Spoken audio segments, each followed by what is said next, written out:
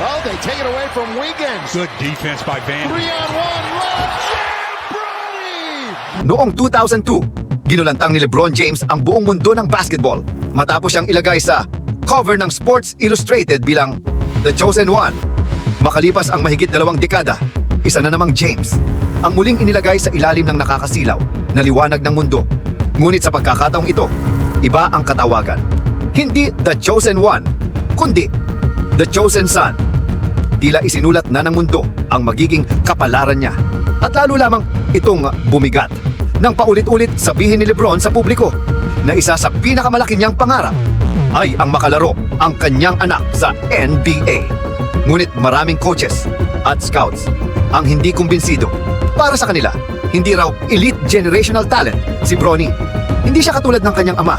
Kaya ang tanong ng buong basketball world, paano mo haharapin ang napakabigat na pressure kapag ang pamantayang ikinukumpara sa iyo ay isa sa pinakadakilang manlalaro sa kasaysayan ng basketball? Ito ang kwento ni Bronny James. At ito ang Athlete Stories TV. Ipinanganak si LeBron Raymond Bronny James Jr. noong October 6, 2004 sa Cleveland, Ohio. Madalas ding makita si Bronny noong bata pa siya na nag-shoot ng bola sa gilid ng court habang nag-iensayo ang kanyang ama. Habang si LeBron ay naghahanda para sa mga laban sa NBA. Naroon naman si Bronny sa tabi ng hardwood floor. Unti-unting nahuhulog ang loob sa larong babago sa kanyang buhay. Ngunit nakakagulat man, hindi basketball ang unang sport na minahal niya. Mas nauna niyang nilaro ang soccer. Mahilig din siya sa hockey.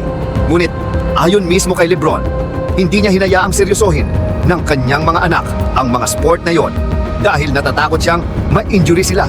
Kaya kalaunan, mas nag-focus si Bronny sa basketball, sa AAU basketball.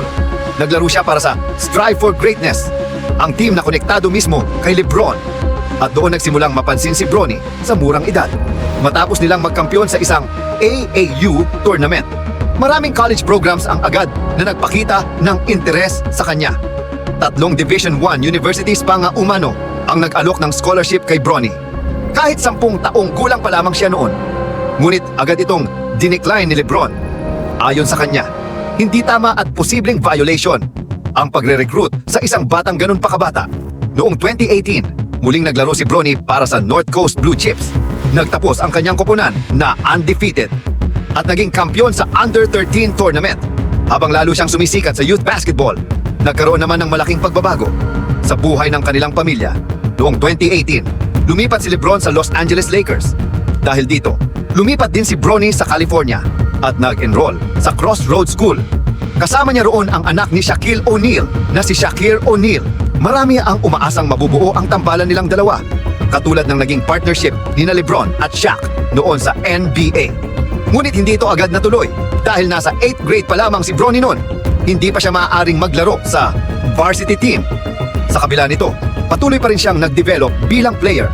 Noong 2019, opisyal na pumasok si Bronny sa Sierra Canyon School, isa sa pinakasikat na basketball schools sa Amerika. Bago pa man magsimula ang kanyang freshman season, sumailalim muna siya sa private training sessions kasama ang anak ni Dwayne Wade na si Zaire Wade, at nang tuluyan siyang sumabak sa Sierra Canyon, agad siyang napunta sa isa sa pinaka-talented na high school teams sa buong bansa.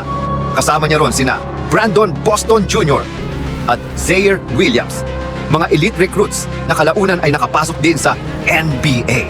Sa sobrang lalim ng lineup ng Sierra Canyon, hindi agad naging pangunahing scorer si Bronny. Ngunit kahit limitado ang kanyang role noong freshman year, unti-unti pa rin siyang napansin dahil sa kanyang depensa, basketball IQ at pagiging kalmado sa ilalim ng pressure.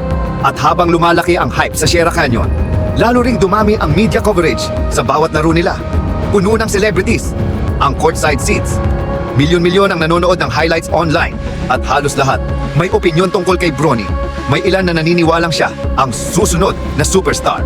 Ngunit marami rin ang nagsasabing sumisikat lang siya dahil anak siya ni LeBron. Taon-taon, unti-unti siyang nag-improve at kalaunan, naging isa siya sa pinakamahalagang players ng Sierra Canyon.